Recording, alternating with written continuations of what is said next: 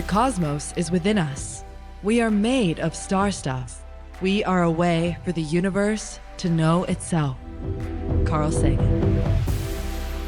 Welcome to the Lessons from Nature podcast, modeling the secrets of the bees. Hosted by Mark Rubin.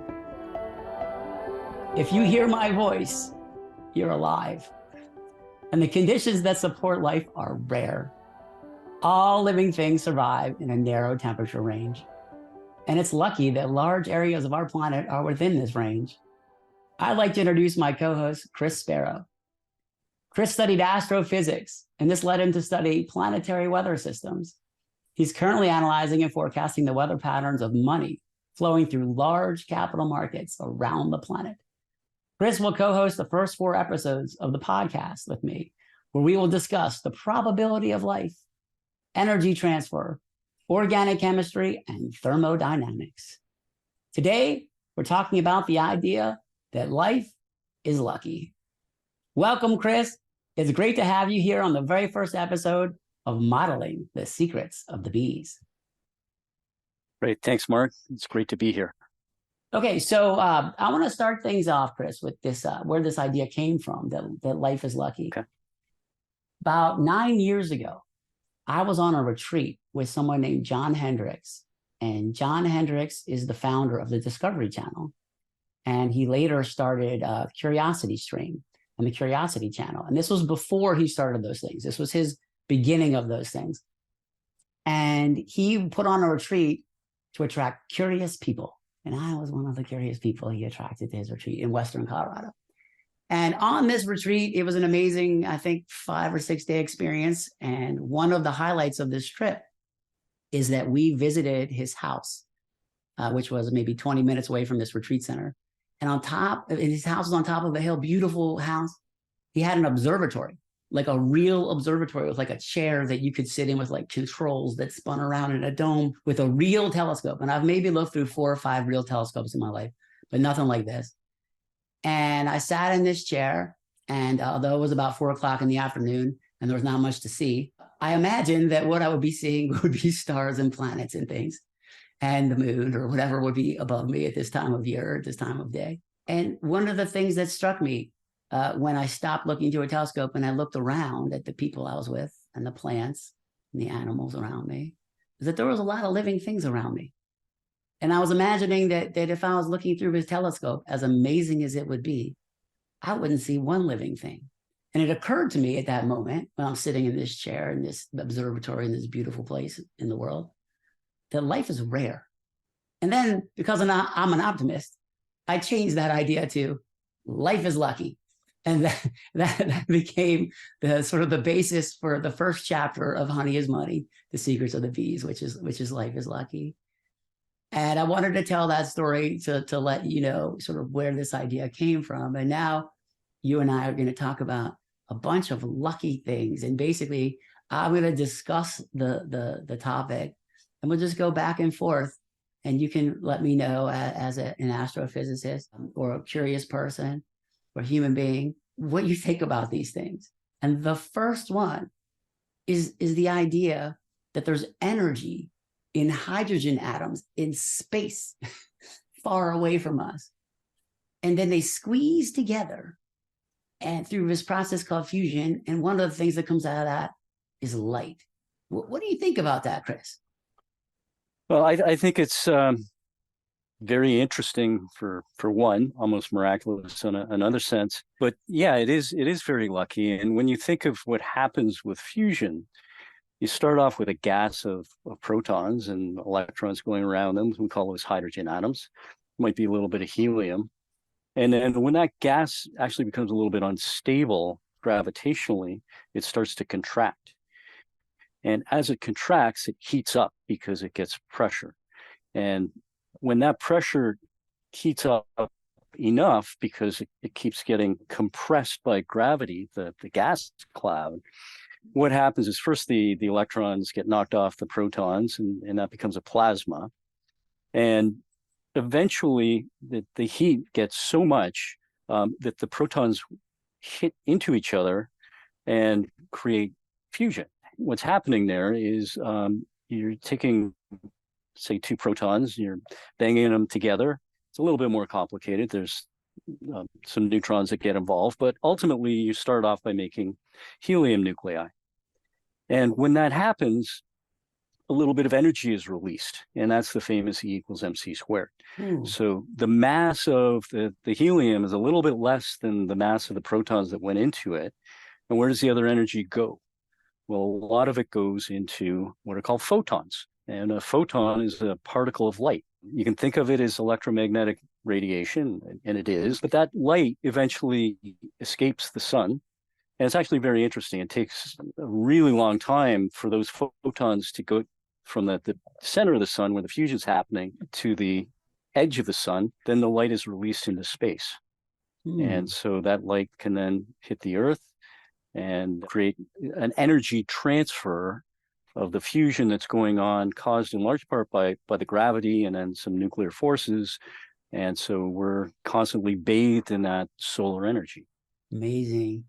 My understanding of energy transfer is that there's convection, conduction, and radiation. That's right. Are there any other types? That's it? Those are the types that I learned in school. So, and which of those goes through space? Radiation. And the other two don't? Correct. That's lucky. Yeah. I think that's super lucky that we have a way to get the energy from the sun to here. Okay, that's like right. what if we needed like a wire? Like, there's some other, way to do it. It's super lucky that there's a mechanism called radiation that enables light energy from a star that's far away to get to here. Super lucky. And the next one after radiation is our distance, the distance of the Earth to this energy source. My understanding is that there's a certain zone called like a Goldilocks zone, where if we were a little closer, it would be too hot. And if we were a little further, it would be too cold. But the porridge is just right here for whatever reason. Is that lucky? What is that? Well, I think it is lucky. You look at a planet like Mercury, it's so close to the sun, it can't even sustain an atmosphere. It's really, really hot, doesn't spin very much. So one side's actually very cold, the other side's very hot. Venus is an example where it's sort of like a greenhouse effect gone rogue. And so its atmosphere traps in a lot of the heat. And so it's extremely hot on Venus. You get a little bit further out past the Earth, you get to Mars where it's quite cold. So yes, the Earth being in the zone that it is, that is actually quite lucky. Maybe there would be life without it, but certainly it would be different than what we experience here, I'm sure. Let's talk about the water. I think that's a really interesting thing to bring up, the phases of water as a solid, liquid, and a gas. And that creates a water cycle where that enables the water to move around the planet. Because if we were a frozen ice cube, then it wouldn't move. And if we only had clouds that the water could never condense, it would just stay in the sky. And we're in the range where the water moves around and creates the opportunity for organic chemistry to happen in different ways across the planet. There are examples of water on the moon, and I think now Mars, they found some water on Mars. But as far as are there any other examples of a water cycle in our entire solar system? Well, there's certainly examples of water in the solar system. Yeah. If you look at some of the moons of Jupiter, but also, recent theories that people are talking about is that most of the water on Earth, they think came from comets. And so we do see comets periodically. And what a comet is sort of a dirty iceberg. It's a big ball of ice with some gravel in it, essentially. And when it goes around the sun, that starts to heat up, and that's what forms the tail. There's actually two. One is an ion tail, and one is a particle tail. Yeah, that water, it certainly does exist in what's called the Oort cloud, where there's a whole bunch of comets. There is water on the moons of Jupiter and also some of the other moons in the solar system. So it does seem like there is water out there. And some of these moons of Jupiter, there's water underneath like a couple miles of ice. So it's really not raining there. No. So the water is not moving. Correct. You don't have the water cycle that you have. Yeah, that's exactly. the cycle is what's amazing. Is not just the water. Because on one hand, you could say, well, there's lots of hydrogen, and there's probably a lot of oxygen somewhere. And then you kind of combine them together and now you get water. But then, okay, that's cool. But like the temperature range that enables it to move is just amazing and fortunate for us. Very lucky. Now, another thing about water that I've heard, both experienced and heard, my pipes just froze at a place I have in West Virginia. Someone left the window open and there you go. So water expands when it freezes. That's right. My understanding is that's kind of rare. And my understanding of that is that when water expands when it freezes, my observation is that it floats. And so when frozen water is floating, I understand that insulates the water below from freezing so that the oceans don't freeze solid. And if water didn't expand when it froze, did you think there would be life on Earth? Not the type of life that we know. So I want to be careful because there could be other types of biology that could evolve. But no, I think for the life that we recognize, having the water when it freezes be less dense and therefore flow protects the life that's underneath. And originally when the Earth was first forming and life was first getting going, there was no oxygen in the atmosphere, and so you needed protection from back to the radiation from the sun, because not all of that radiation is so friendly. There's a lot of ultraviolet, very high energy radiation that can come in. Now the ozone protects us from, but when life was first forming, it was forming in the oceans, and the water will shield some of that radiation. Interesting. So as the energy is striking the Earth, there's this idea of organic chemistry where energy is used to power a chemical process. And that's called organic chemistry.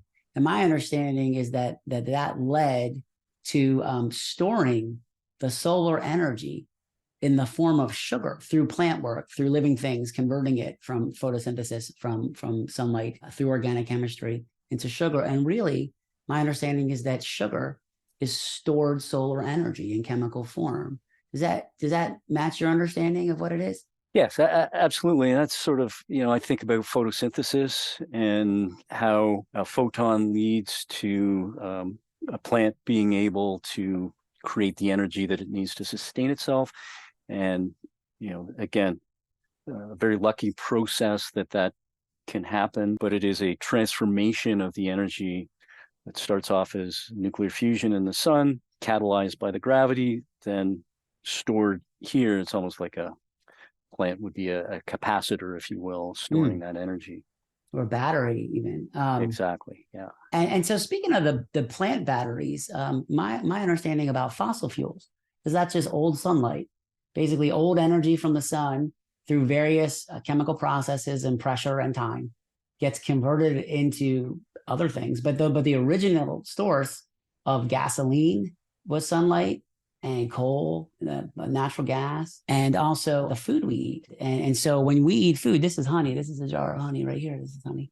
When we eat food, that the energy in this food, the calories in the food come from the sun at a certain rate per second. And they're brought here, converted into sugar. And then there's chemical work, there's biological work, and then there's bee work in this case. And I gathered it myself. There's human work. And if I eat it, then that energy from the sun powers me and my mind and my body, and I'm powered by sunlight, just like a plant is powered by sunlight, and my dog powered by sunlight, my car powered by sunlight, the wind, hydropower, almost everything powered by sunlight, but life certainly. And to me, that's just an amazing idea that all living things are powered by this energy from this star that goes through the process that you just mentioned, end to end, that gets to here. This is an incredible thing to be alive.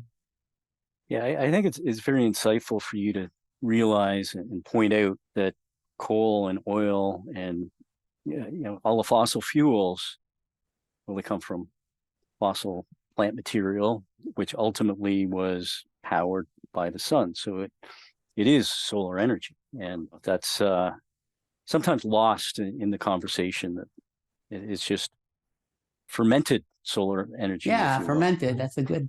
Or maybe distilled, fermented, I think is a better word. I prefer fresh solar energy. I prefer it. I prefer it in the wind and the solar panels and the food, compared to the old, because the old stuff, as you know, when we release that energy, the carbon that's part of that photosynthesis process, all the carbon that it absorbed to create as part of photosynthesis that went into the package of energy gets released. So we're releasing millions of years worth of carbon sequestering, I guess, natural or plant-based carbon sequestering in 100 years or whatever it's been. Billions of years of carbon. It took billion or million, maybe, I don't know, millions of years to absorb, this carbon, and we're releasing it in like a century. What do you think about that? Yeah, I think that's maybe a little bit short-sighted in terms of the human race, not in terms of your observation. Probably hundreds of millions of years have gone into converting this old plant material into what we call fossil fuels.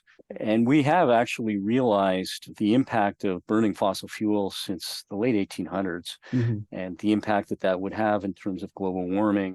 We got a couple more things here that are lucky is the Earth is full of iron. Got a lot of iron in this planet. And my understanding of that iron is it's got a couple roles in keeping us alive. One is that the iron that's in our blood comes from the Earth, and that the iron that's in the Earth was formed in a star, some other star, not our sun, but some other star or a group of stars. What do you know about that? Well, it's not just iron. It's really everything heavier than helium gets forged in a star. Yeah. And was forged in a star that ultimately supernovaed. And then those elements got released back into space and later coalesced to form things like the Earth. And you're absolutely right. There's a large amount of iron in the Earth, and it also plays a role in our biology in terms of binding oxygen to it in the blood. But all of these elements, and I think you might have made a reference in some of the intros and stuff to Carl Sagan, who was talking about, we're all made of stardust. Maybe lots of people, Joni Mitchell, I think, made a reference about that. I think so too. Yeah. But it's true, and it's actually quite profound, at least to me, that you had to go through this first generation of stars that had to explode and release the byproduct of the nuclear fusion that we were talking about before, that then allowed sort of version 2, new stars to form, and this time there could be planets forming around it. And then, of course, without a planet, we wouldn't have life as we know it. So basically, I'm hearing you right. We're made of stardust and powered by sunlight. Yeah. Amazing. Which is definitely amazing. So another thing about iron in the Earth, I understand, is it creates a magnetic shield that shields us from things that would kill us, like solar winds and cosmic rays. What's going on there? What's happening? So what's happening is the core of the Earth is molten, and what that means is it's liquid. And there's a couple of reasons. There's some radioactive decay going on from some of the other elements that were created in those supernovas, and they're fissioning, releasing some energy. But a lot of the energy is due to the gravitational pressure, even going right back to the formation of the planet. As the iron moves, it creates what's called a dynamo. And that dynamo creates magnetic fields. And those magnetic fields extend out of the Earth. Periodically they'll flip, but that magnetic field protects us from something called the solar wind. Now, what happens, we talked about fusion and how that releases photons from the surface of the sun. The other thing that gets released from the surface of the sun are charged particles. Some radiation is not so good. You don't want to be hit by those photons, those highly charged particles that are coming out of the sun. And so because they're charged, when they interact with the magnetic field, they get bent by that magnetic field. And that has the effect of shielding us from some of the solar radiation that's not the benign kind, not the photons that we need for life and for photosynthesis. So that magnetic field will push the charged particles really toward the poles. And that's why you see things like northern lights and you'd see an equivalent down in the South Pole. That's really fascinating. So what you're saying, what I'm hearing you say is not only is the iron in our blood, which is absorbing oxygen from our atmosphere that keeps our cells alive, it also shields us from dangerous, damaging things that we're being bombarded with from space. Is that right? That's right. Now, another thing, our atmosphere. My understanding is there's oxygen in our atmosphere, and then when sunlight hits it, it is converted into ozone, which is O3. So oxygen is O2 and ozone is O3. Well, that's getting back a bit to what we're talking about with the fusion. There's high energy photons that are coming from the sun. We call it ultraviolet. And that's what, if you get too much of, you're going to get skin cancer. And that's why you put on sunscreen and so on. And it's ozone that's up at the top of the troposphere, 6 to 10 kilometers high. What that does is it absorbs the ultraviolet light. That's good. That's lucky, so that radiation that is going to be negative to us is filtered out. Amazing. It's easy to take for granted the fact that we're alive. And I'm grateful to be on this rock orbiting a star at a speed of 19 miles per second. If you enjoyed this discussion about energy and light and luck, please subscribe to the podcast, Lessons from Nature, Modeling the Secrets of the Bees. Visit projecthoneylight.life for more information about living in harmony with the rest of nature. Thanks for traveling around the solar system with us. Goodbye.